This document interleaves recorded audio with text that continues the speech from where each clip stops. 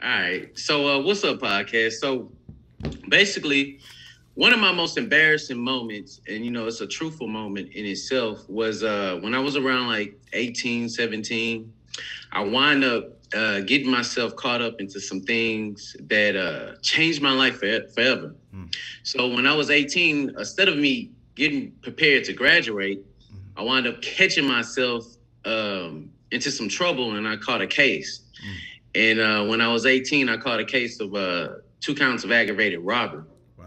And that had to be the most powerful and most embarrassing moment in my life. Not only did I embarrass myself, my name, and my family, but it made it so much, I guess you could say, harder to make changes in my life.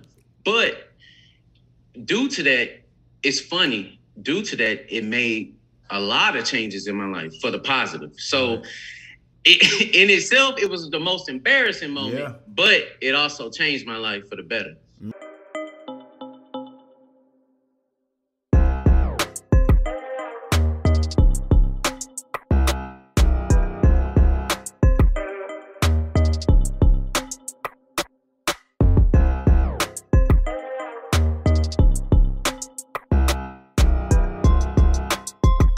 Yo, what's up, everybody? It's your boy Armand back with another episode of Big Boss Talk, the podcast. Man, I got another recommendation, man, from Jerome. If y'all don't remember the episode with Jerome Kelly, a civil attorney, dropped a lot of gems on us and gave us, some really good stuff to really chew on and just really digest and really, just look at ourselves and see if we're challenging ourselves in the right way. But he recommended one of his business partners, man. I'm super glad to have him. His name is Michael Caballero, age 36. He's an entrepreneur and investor, and he's the owner of Medics EMS, no degree, 10 years in his profession. So he has 10 years under his belt, in his profession with no degree. So we talk about a lot of times on the the podcast of just what direction did you want to go? We talked to a lot of graduates, a lot of people with degrees, but this is a guy that's made it, doing very well without a degree, and he's going to talk to us on how he's been able to do that. But listen, Mike, I'm going to give you the opportunity, man. Say what's up to the podcast. Hey, what up, podcast? Let's get it going. Let's do it. Let's do it. So listen, Michael switched the script up on us. So listen, we're not doing two truths and a lie. We're going to do something a little different. He said he wanted to give his one of his most embarrassing moments. So we're going to listen to this. Hopefully, it's probably going to be super embarrassing, but we're just going to listen. And he says it ties in with his story. So I can't wait to hear it. So let us hear it, bro. All right. So what's up, podcast? So basically, one of my most embarrassing moments, and it's a truthful moment in itself, was when I was around like 18, 17. I wind up getting myself caught up into some things that changed my life forever. So when I was 18, instead of me getting prepared to graduate, I wound up catching myself into some trouble, and I caught a case. And when I was 18, I caught a case of 2 counts of aggravated robbery. And that had to be the most powerful and most embarrassing moment in my life. Not only did I embarrass myself, my name, and my family, but it made it so much, I guess you could say, harder to make changes in my life. But due to that, it's funny. Due to that, it made a lot of changes in my life for the positive. So in itself, it was the most embarrassing moment, but it also changed my life for the better. Man, that is crazy. So most times, you had me thinking a little different, just because when people talk about embarrassing moments, it's really about something that's funny or something, but it's embarrassing as far as like you just feel so down on yourself, you with your family, yourself, you feel like you let everybody down. But I like the story just because I know people that, maybe they might have been in that situation and they feel like they can't, what I'm going to do, how I'm going to make it happen. You know what I'm saying? But with your story. And the thing is, it definitely makes it a lot harder, but my mentality, I was like, look, man, it's either I'm going to do better and make a change in my life, or I'm going to just sit here and keep rocking the same way and continue to embarrass myself and not make it anywhere. So, it truly was the most embarrassing, but the most effective change in my life that could have ever happened. Man, that is crazy, man. Hey, sometimes some of the most hard times in our life define us. You know what I'm saying? As we get older. So that's super dope, man. Listen, Michael, what we do is, man, I like to start off with just this one simple question, man. Because it is an educational type of platform, like we like to, we want to keep it transparent, keep it real. We want to dive into the nitty gritty, but we also want to educate along the way. So, just what is your perspective? What did you want to be growing up? Like in your mind, like what did you want to be? All right, growing up, I had two things I wanted to do. I was always good at cooking. I had always had it in mind to be a chef. I was like, man, I could really do this. I mean, I wrote menus down, all kinds of things, names of restaurants. And then the other thing I was really into was sports. Okay. So sports took me to a situation where I always wanted to be a sports agent. Mm-hmm. I feel like, man, this was my calling. Sports and food were like the things for me. And it's not like that I just wanted to be an athlete. I just wanted to be the guy behind the scenes, the finances, the business. I like that. Yeah. I like numbers. I like, I just like that part. I didn't want to be the flashy face. I just wanted to be the guy behind the scenes. Like, hey, man, I can make you the best you can be. Yeah, the most important part. Yeah. That's the most important part. And that's the person that, people don't talk about enough. They don't. Man, that's what's up, man. So obviously, growing up, we had sports, but we also want to be an agent. So talking about sports, what sports did you play and how nice were you? Man, so in school, I played football. I mean, I did track. That was sort of like, oh, okay. You know what I'm saying? Like the big man events and stuff, tossing stuff. Yeah.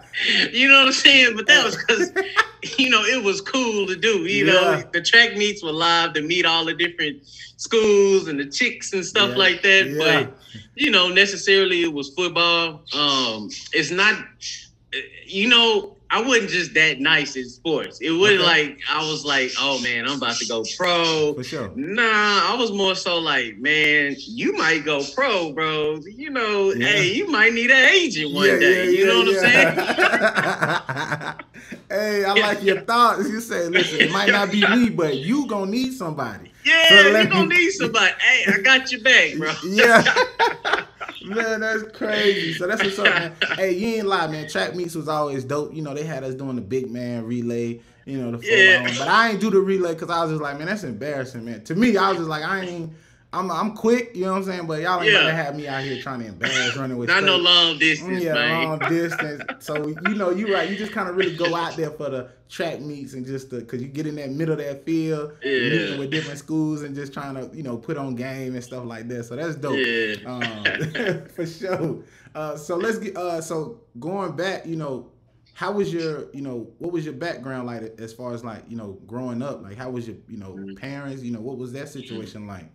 Well, I mean, necessarily, my old man, he had moved on when I was young. So probably like when I was like 4 or 5. Gotcha. I really don't have too much, recollection of the guy. But, it was a single parent home. My mom worked a lot. My grandmother, my heart and soul, she kept us, she kept us going. She kept us in school. She, every weekend taking us out, have a good time, jumping from store to store as we giving her hell back and forth. But, it's, you know what I'm saying? I'm not going to say it was easy, but I was used to it. You know what I'm saying? So growing up, if it wasn't for what I see now as an adult and more mature and how I've advanced in money and stuff like that and success myself, I wouldn't even have known back then that we were like out, like poor, like didn't, we didn't have much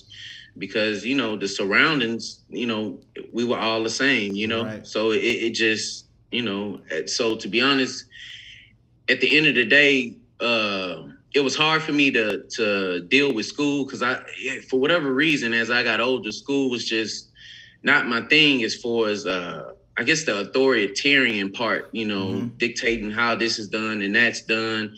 I've always been a leader. So I guess those things sort of affected me somewhat. But growing up, no complaints, man. For sure. That's what's up, man. I hear a lot of that like nowadays, like that's the perspective. You know what I'm saying? Like it's really changed over the years. And what I mean is, you know, usually, I would say maybe like 5-10 years ago, when you would hear somebody talk, they say, "How was your upbringing?" It was like, man, it was, you know, it was bad. You know what I'm saying? Like it was bad, and they could tell it was bad, and that's the projection that they were given. But now a lot of guys are saying, like, you know, that was the environment. You know what I'm saying? Like you said, you wouldn't have known that we were poor just because the people that we hung around, the environment that we was around, we all living the same. You know what I'm saying? We all living the same, cutting we up. all had the Payless shoes. We was all kicking it, you know, on the makeshift basketball court that, you know, people made. But, you know, we made the most of it. And you know what?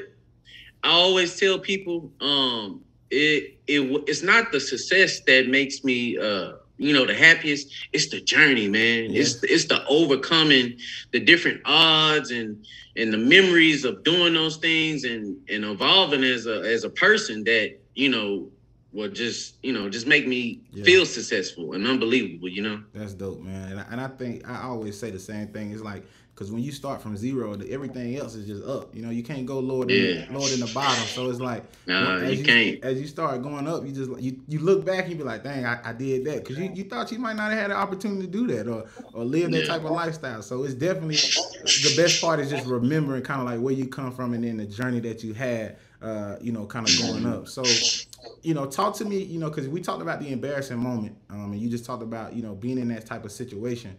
You know, would you say it was the crowd, you know, that you might have been hanging around with? Was it just you having, you know, making a bad decision at one point in time? I really want to talk about how important it is, you know, when you think about your friends, the relationship that you keep. Yeah.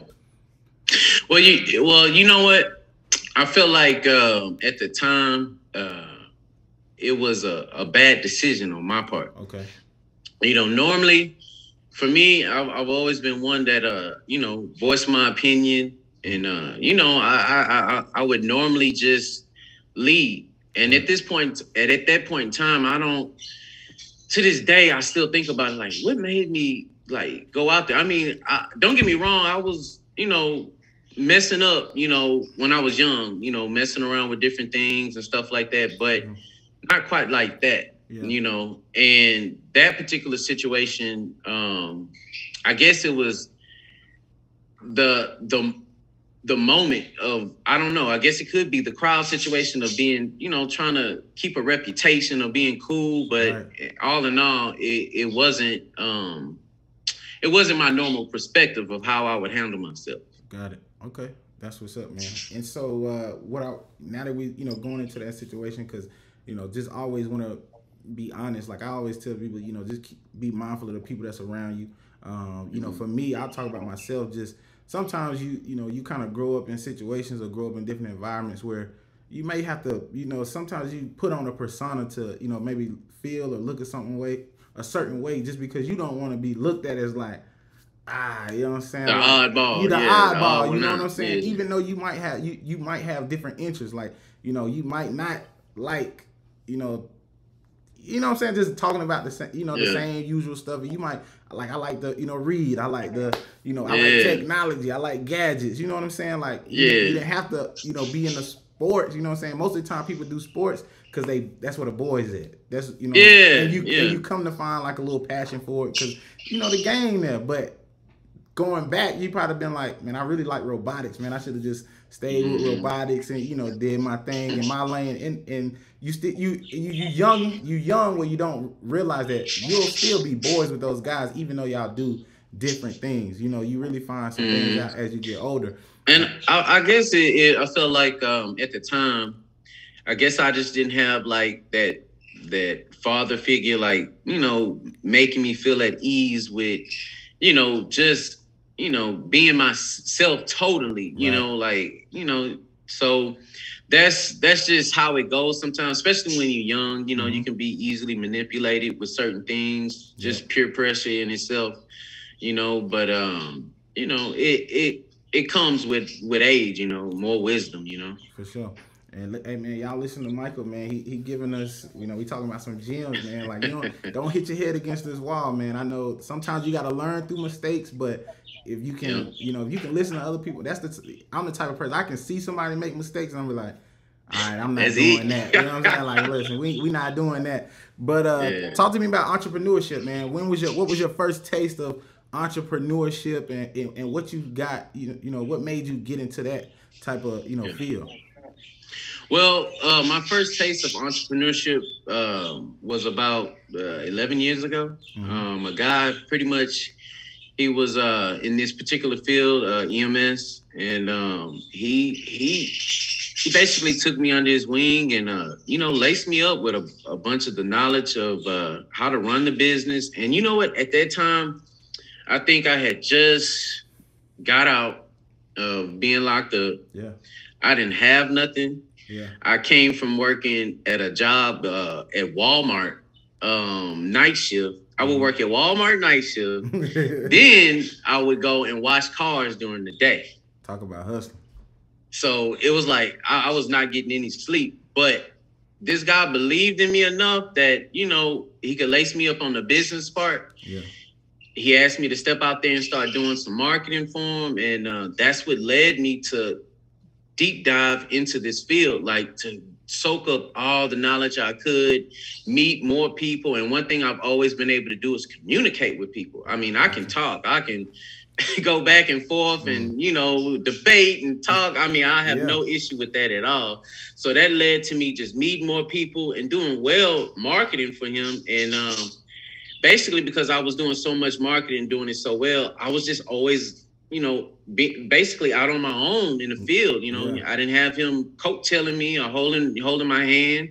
I would go in and out of meeting people in hospitals and things like that. And, just working my magic the best way I could, just trying to get, it looked like you said, I was at the bottom. It was no way else to go.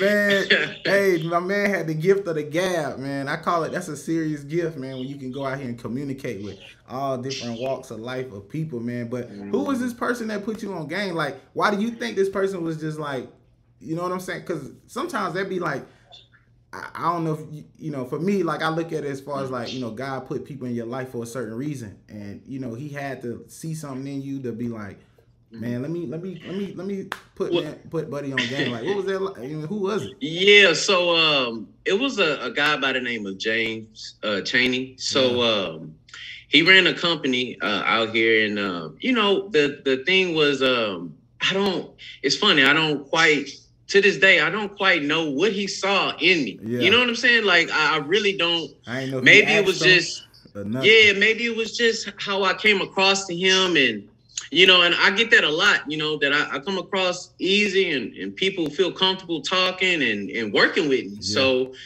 it just, I guess it made him at ease. And, I had another friend of mine that was working with him that introduced me to him. Okay. And that's what really, led to things really going well. And I guess because my friend had introduced me to him, it made him calmer with even like looking out for me, And I, to this day, I truly appreciate that, because that moment in itself changed my life, for the better. Man, that's what's up, man. I always think, people are, put in place for a specific reason.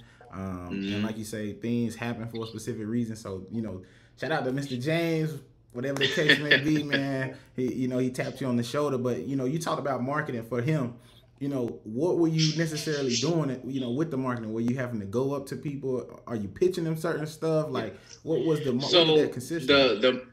So the marketing was basically pitching the service back and forth around from hospital, dialysis, different things like that, to try to get people to utilize the service. I mean, it's the same thing that's done now. Gotcha. You go around, you meet people, you talk to people, doctors, nurses, social workers, and stuff like that. And, you pitch your company, no different from network marketing at some type of event, anything like that. And, you just keep at it and be consistent until, they come ringing your phone. Facts. Did you ever feel uncomfortable? You know what I'm saying? Like with going through what you went through, and then being the forefront of talking to people, and you pretty much starting the process, the sales process with these people. Did you ever feel uncomfortable?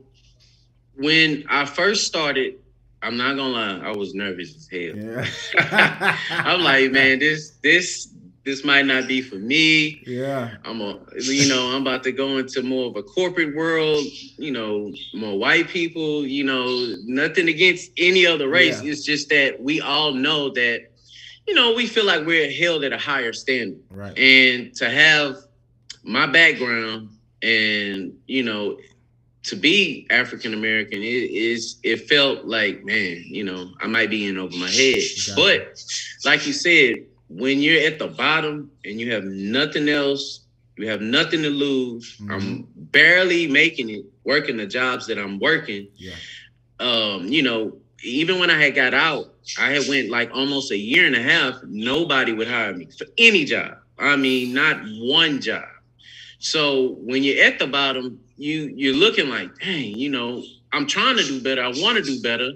It's funny. At the time I get out, I'm telling my PO that, hey, I'm trying to find a job. I'm trying to do better, and basically, because I couldn't get jobs, you can't pay your fines. You can't pay your fees. Yep. So that stuff starts to add up. So it's like, man, you got to make something shake. So what you going to do? And, like I said, it's either I'm going to get it straight, mm-hmm. regardless of what these people say or feel about me. Right. Either I'm going to convince them or I'm not. That's a fact. That's a fact, man. I just want to, I just wanted to ask because I can, sometimes I can empathize, even being in like a corporate, even being in the corporate jobs, sometimes I still kind of feel, I'm confident within myself. I know what I can do, mm-hmm. but, when I first started growing my dreads, I talk about this all the time. Like I'm already, 6'2", 6'3". I'm 280 some pounds. I'm a big dude. You know what I'm saying? So then I grow the dreads. I'm like, these people ain't gonna rock with me. I always had the low cut, fade, keep it low. I ain't really had hair, so I'm like, I just be nervous. I feel you. Hey, everything you saying. Yeah, I just be, in my mind, I'm like, man, here come the big black guy with tattoos. Right. Hell nah. And listen, I ain't never like I don't have no tattoos past my elbows because I'm like, all right, cool. Yeah. Like I don't want them to see me. You know what I'm saying? But we getting out of that stigma. But at the same time, this is what black men and black women kind of deal with on a day-to-day basis, just feeling uncomfortable, feeling like they're not going to be accepted because there's been this picture of what it looks like to be in corporate America for so long. But, it's kind of, everything's being broken down. It's going to take time. But, especially for somebody that was just coming out of jail and then you're saying you're marketing to these people, in hospitals or, different roles, it's like, you got to have some type of confidence and, kind of, just got the grit to really go in there and get rejected and then just continue to come back because marketing, sales is nothing but rejection. Like, I don't know why people think, sales, everybody just, if they pitch something, they buying it. It's 90-10. Nope. You know what I'm saying? I also tell you that I was the person in the middle of the mall getting people to buy curling irons. Oh, wow. You know what I'm saying? Like, hey, real quick, let me come holler at you, ma'am. Please, let me talk to you. And I get their hair, I'm heating it, curling it, and they'll like, maybe the conversation go well, whatever the case may be, but we selling. But I got rejected 90% of that day. So like getting that rejection, having to come back to your situation, is this gonna happen? Am I, like you said, are you over your head, X, Y, and Z? So and I think one of the things that sort of helped me was that despite my mom working a lot, she was a salesman, a saleswoman. Yeah. She sold cars. She did network marketing. She did a lot of things that, like, she was the driving force with sales in our family. So she would always talk about cars, talk about sales, how many deals she did, what it did for her and stuff. So it just, in our family, that was like the thing. It was like, man, I can sell. If she can do it, I can do it, and it just gave us that vibe, And the thing was, she spent countless hours working in sales, but the thing was that it was inspiring because she could do it. And, she was good at, what she did. And, she believed in that, if she got the opportunity, she could close the deal. And that was the mentality that I took into anything. It was like, man, look, if I get the opportunity to talk to you, I'm going to close the deal. And, I kid you not, 9 times out of 10, I was gonna close that deal. I was gonna find a way. Yeah. You know, I was gonna You find was the a way. shark. You was Yeah. the shark. Yeah, you got to. Yeah, got to. You was the shark. Let me get in front of your face real quick. It's hard to reject somebody in their face. Yeah. Now it's easy over the phone. Yeah. You know, all that texting and calling, nah, bro. I gotta meet you in person. Matter of fact, I'll take you out for lunch. Come on, let's go. Let me get you. Okay, cool. So we did marketing. You know, after you started doing the marketing, obviously you said you soaking up the game. You know, he putting you on game. You learning everything. You know, take me through what was next. You know what I'm saying? What was the process? You know, what happened after you start marketing? Like, what was next after that? Well, the marketing came with learning more about the health field. Okay. I mean, of course, you got people asking me questions that I'm sitting there like, oh, what? You know, questioning myself. Like, and that's when I started to tell myself, you know what? I need to learn more. I need to learn more. I need to educate myself more about what's being done and go about this a different way. And I've always been one to research.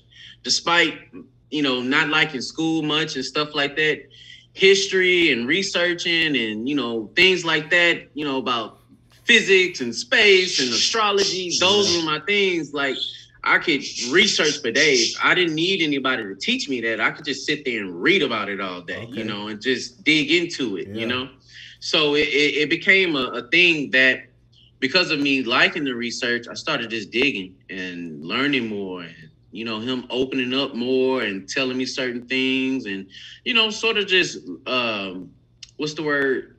Sort of just learning it, on the learning it on the spot, Yeah, got you. Okay. Now, and then what's maybe during that process as you learning, when does the idea click that you want to do something do it myself? Do it yourself. Yeah, like, well, because I had became so well at it and talking to so many people, I had soaked up so much knowledge. An opportunity came around where someone was selling a company, and me and Jerome, I was like, look, bro, let's find a way. Bro. it was like, bro, I said, bro, we get this company, I'm telling you, I can make it work. Yeah. And what was so funny? I had asked so many people. I swear to you, I asked so many people just to believe in me. Yeah. And I asked a cousin. I mean, people that had the money that could have, funded the idea, Yeah. But for whatever reason, they didn't jump ship with me, Right. So Jerome was the only one. He said, you know what? Let's go for it, bro. And I said, bet. And I kid you not, that day, he fronted me what I needed. Yeah. I already had the other on the stash waiting. Yeah. I said, bro, let's do it. And I called the guy. He was in a situation where he just needed to get out of the company. He wanted to go into real estate. He needed the money. He wanted to do something else. And I was like, you know what? All right, let's do it. And don't get me wrong, it's been chaotic. A lot of things the guy did was underhanded and left us with a lot of debt and stuff I had to clean up, and Medicare numbers and stuff to fix. But you know what? I was like, look, I'm already in too deep. Yeah, you too deep. But the perspective of, like, I know now, after you smooth everything out, it's like, now you know how to do it again. You know what I'm saying? Like, if the situation happened, you can teach somebody, or you could do it again. Yes, easily now. Now it's like, I know how to do this like the back of my hand. Yeah. It wouldn't be nothing to redo it all over again. Man, that's crazy. Plus, I look back on those situations, and I like we doing now, just laugh about it. Me and Jerome laugh all the time. Like, bro, we just did this, we just jumped out there, But I took that from a couple of the tech companies that's out, that like Facebook and stuff. Yeah. I mean, Mark Zuckerberg. I mean, these guys didn't really actually know the whole game about where they were going. Right. They just jumped out there and fixed it as they went. So I've been learning that, you know, when it comes down to business, I mean, you could sit and plan as much as you want all day long, you know, but what tends to happen is you procrastinate so much that fear kicks in and you don't tend to get it done, you know? And so I was just like, look, let's just jump out there. I mean, what else can happen? What else can happen besides you're working? Because we ain't got nothing else, you know? That's crazy that y'all did that. And I want to ask, you know, how do y'all know each other? I guess how was that relationship with Jerome? How did you was it somebody that you didn't know? Like, you know what I'm saying? Because sometimes people will pitch themselves to people that they don't know. Maybe, you know, we met a couple of times and I was like, man, this guy seems like, you know, this could be something he would want to be a part of. But how do y'all know each other? Me and Jerome been friends since high school. So we've been knowing each other for a long time. Yeah. You know what I'm saying?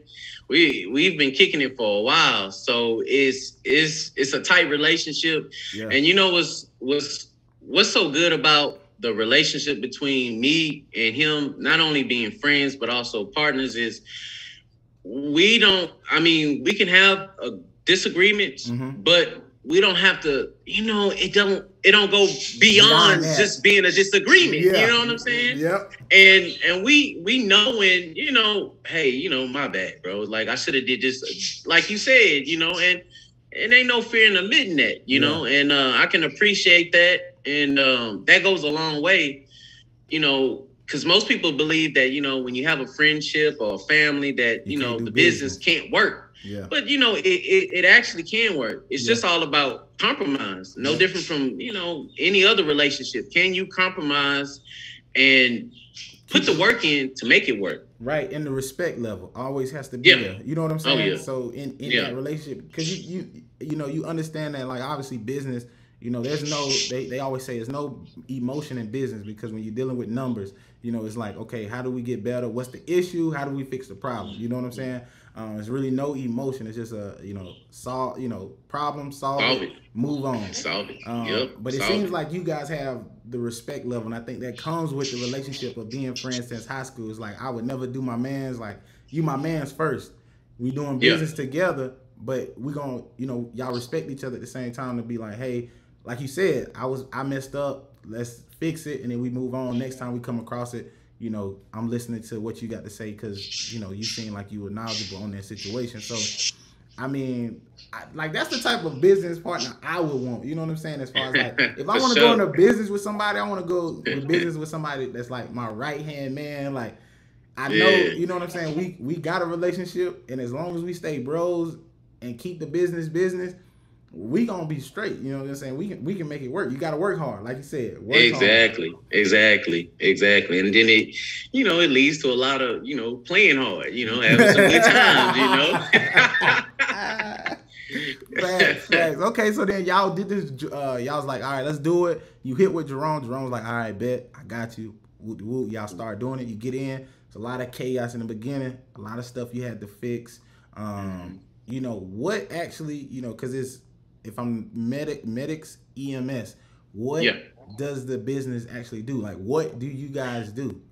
So the company is a emergency and non-emergency private ambulance company. So we deal with different hospitals and different nursing homes and dialysis centers, and basically, all right, we do transportation, but it depends on, like, you know, from where we're coming from. I mean, you know, if we're dealing with nursing homes, sometimes we do ER calls and things like that, but it's basically no different from, you know, calling 911. But it's essentially a private service for whatever, you know, contracted facility that we're dealing with.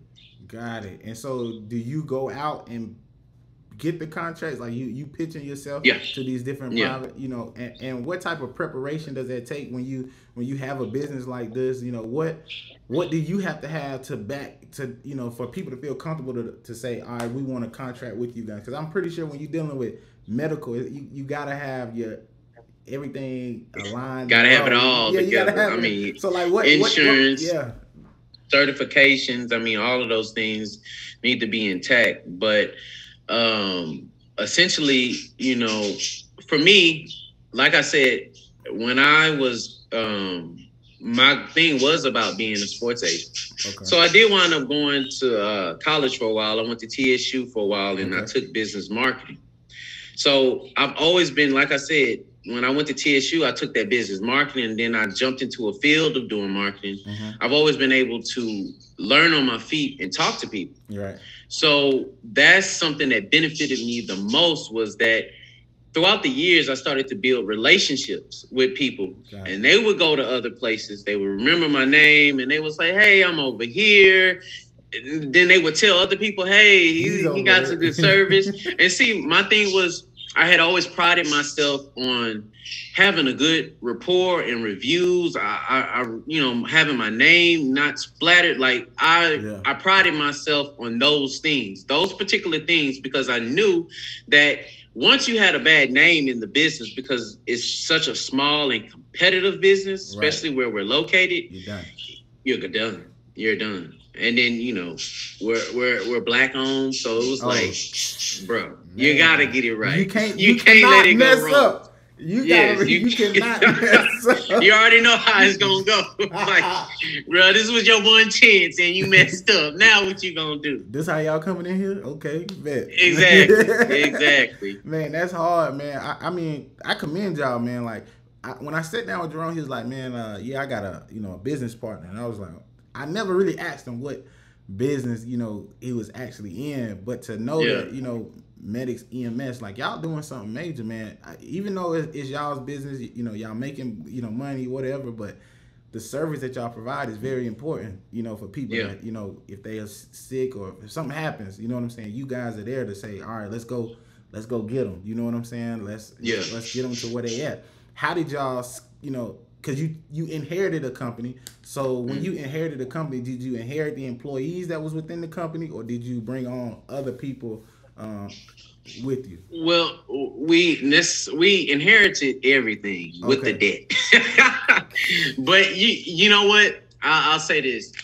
The first year was like horrible. Gotcha. I mean, horrible, man. Like, we didn't make a dime. Gotcha. Like, we didn't make not one red penny. I mean, we had a lot of documents we needed to get intact, because the guy, when he sold it, he didn't have it together. He didn't have certifications with the state ready, certifications with the different insurances and stuff. So I had to reach deep down inside and dig for another year. But I had been through it so much prior to, when I couldn't find a job, when I had got out, it just felt like, bro, it's going to get better on the other side. I just knew it's going to get better. And essentially what happened was, after that year, once we had got everything situated, we hired on all new staff, and slowly but surely the company just started to grow. I mean, we went from 1 truck to 2 trucks, 3 trucks, 4 trucks, 5 trucks. Then we started doing other services. I was just like, man, this is unbelievable. Yeah. And what's so funny was, once we got everything regulated, we did all of that. I mean, we started buying everything and getting things done within 2 years. I mean, we were gone. I mean, and never looked back. I mean, we covered all our debts and started like good, no problems. That's hard. Now, we talked about, obviously, you bought a company. And you talked about you came into some boo-boo. As you're getting all these permits and stuff together, this stuff costs. You know what I'm saying? This stuff is not cheap. During this process, when I think about it, like, I feel like, for me, if I was, in the mindset of back in the day, like, if I had to fork out so much money, I would feel like, man, I feel like I'm hustling backwards. But how did you, stay in the mindset of, I guess you just said it, just knowing that it was going to take off, on the other side, because I just feel like if I, put all this money into it, and then I also I inherited something, and now I got to fork out before I'm really getting anything in. I mean, that would be like depressing to me, feel. Yeah, well, the thing was, I had basically, because of, like I told you, when I felt like I was at the bottom, I've always kept that mentality that, man, I don't have nowhere else to go but up, from where I'm at, so that was my thing. It was like, hey, it can't get no worse than not making no money. Like, you know, but the debts were piling up. The bills were becoming due. You know, the thing was all the money I had stashed was put into purchasing the company. Yeah. Like we put everything into purchasing it. Right. And I had to borrow like a couple thousand from my mom. My grandmother gave me a couple thousand, and that was able to help us buy a truck. And, you know, so along the way, my grandmother looked out, and, you know, we were borrowing money here and there and getting things going. But I just always knew that, one, I didn't have anything else to go to. I mean, I could try to go back to marketing, but at this point, I'm like, man, I didn't put all my money into this. Like, I have to make this work. So this became my sole like purpose. Yeah. Nothing else mattered. It was like, hey, every day you wake up, you're gonna eat and sleep this, man. Like, you got to get this done, because either you want to be great or you want to sit back at the bottom. And, you know, I had put so much into it, I had no choice but to make it work. That's cold. Sink or swim. Sink or swim. Yeah. Man. Oh, yeah. All the time. Sink or swim. That's cold, man. I really love that, man. And I love to hear it. You know, I get motivated by just hearing stuff like that, just knowing that, you know what I'm saying? When you're back against the wall, you really find out who you are.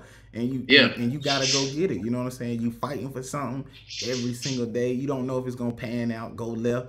But at the same time, you got to get up with one purpose on your mind, and it's like, we got to make this work, or we got to figure out how to keep going. You know what I'm saying? Brick by brick, how we keep going every single day. So that's dope, man. And let me ask you this: on your thing, you put investor, right? So you know, how big are you into investing? You know, how did you learned about investing just through researching still, or you know, what are you an investor of? You know, is it real estate? Basically, I used a lot of YouTube, a lot of researching, and started digging into different things. And it's so funny. I tell everybody this story all the time. I say around like 2014, 15, something like that, maybe a little further back. I found a company called In-Phase Energy. Okay. This company was at 88 cents a goddamn share, right? Dang. Look, I sat back, I said, man, I believe in this shit, man. I believe in this shit. Yeah. It was a solar panel company. Nobody was fucking with solar panels at the time, man. Nobody. But in my mind, I was like, man, it's something here. Like, I believe in this. I know this. Man, I kid you not. I put $8,000 into In-Phase Energy. In-Phase now, just 2 days ago, it was trading at 200 and something a share. God dang. Today it's down. Today it's trading at like 160 a share. But I've been holding this company for a long ass time. Bro, you know what I'm saying? But it was like I had got really into stocks. Okay. And I've had people come around and pitch different things as far as dealing with crypto and dealing with Forex market. Correct. They weren't just my things, because I felt like with stocks, I could research the company. I could do the financials into the company. I could figure out if the company was worth it, if the idea was worth it, if I believed in the idea. Gotcha. And I had learned that over the years. And then I started to get more involved into, you know, the different numbers, the graphs, you know, and stuff like that I should pay attention to. Right. And, you know, I basically taught myself. I didn't sit down with anybody to mentor me in it or anything like that. I just kept researching on YouTube, reading a lot, and just doing a lot of, you know, I paid a lot of memberships to Seeking Alpha, you know, Motley Fool, different things like that dealt with stocks, and just kept going from there. Man, that's huge. What advice would you give people if they want to start investing, right? I'm not an expert. I do the Forex market. That's a little bit more my thing. Like, I can, to me, it's a little bit easier for me to kind of understand. But I listen to people like, you know, the Wall Street Trapper, you know, the games, the game that he dropped, and I'm just like, okay, cool. Yeah. Like, you know, if he giving it to me in layman's terms, I'm like, okay, I can kind of pick up on it. But what advice would you give people that want to start investing and, you know, really want to change their situation? This pretty much the same thing that he would tell y'all. Buy companies that you're familiar with, that you know those brands. You dealing with certain things like Procter Gamble. You know they make certain things for you that you utilize every day. Paper towels and Clorox and stuff like that. Those Pepsi, Coke. Those companies are major companies that are not going anywhere. You might take a little L every now and then on a day or 1 day, 2 days, maybe a week, maybe a month, but inevitably that money will come back. Those companies pay dividends to you also.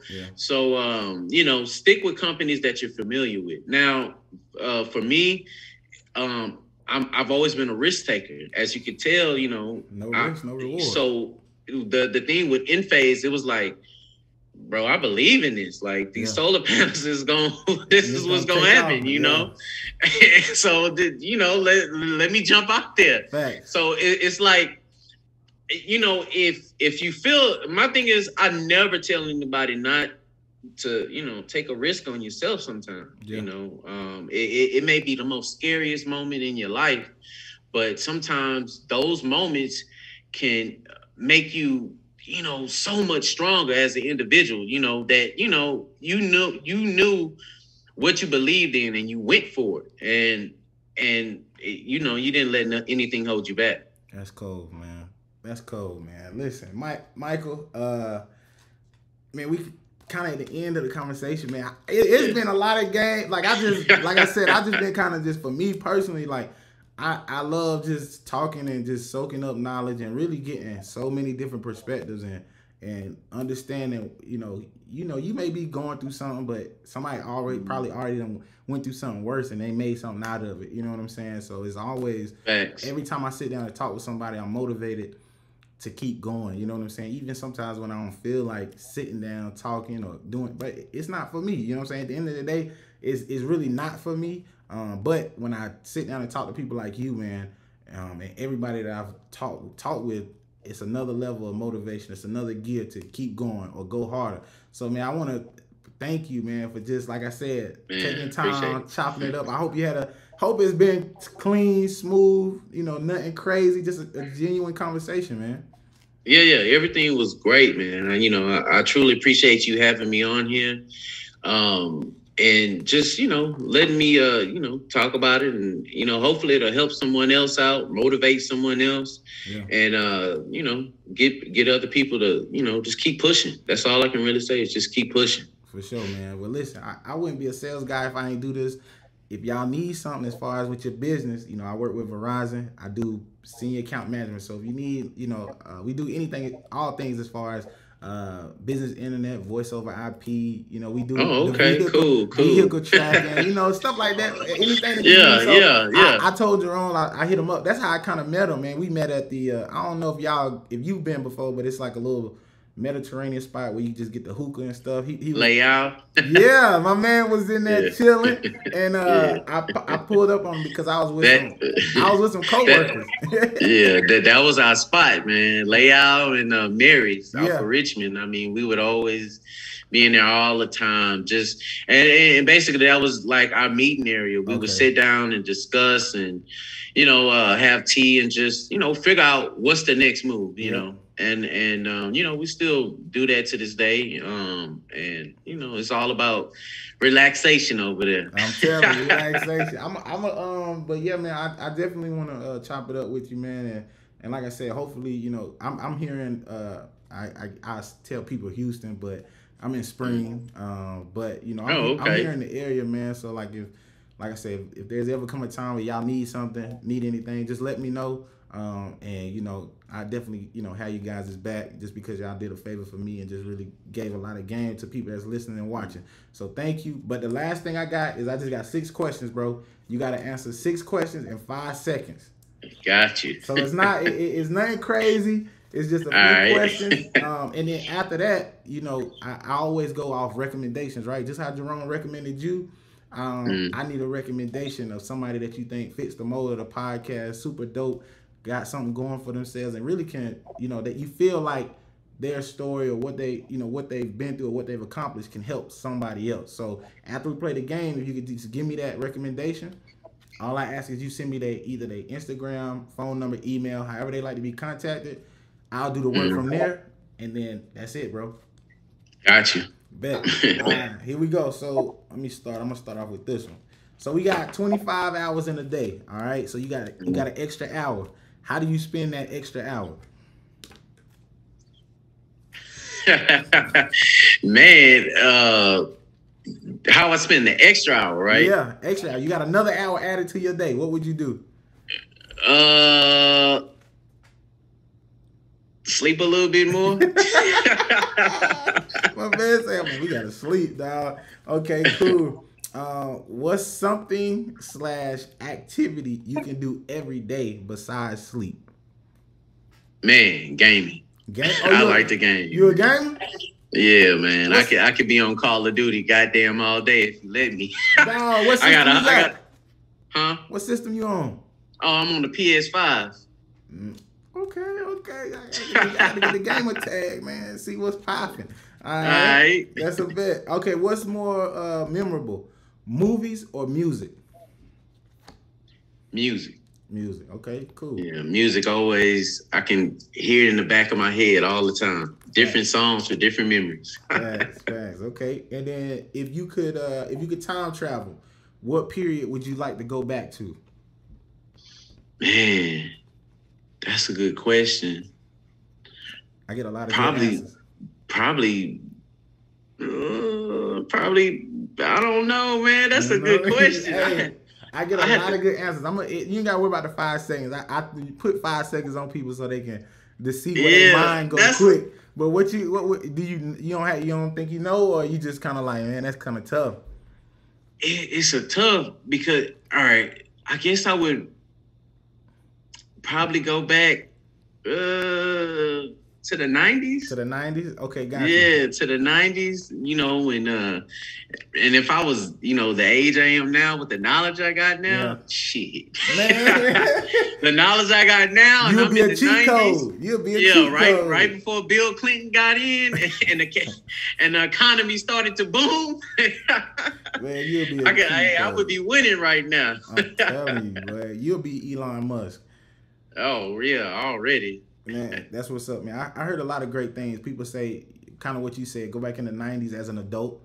I also, somebody, a huge one was like, I would love to go back to when we were in Africa and, the pyramids and everything was being built, just to see how African American, not African Americans, but just Africans walked on earth. You know what I'm saying? Like the clothing, the everything that, day-to-day life, how we really moved and what was our persona. Like he said that. How those pyramids were put together, like crazy. Just all of that would have been amazing. I mean, the detail and work that they put into it, like, man, like just to figure out how they did it, It'll be wild.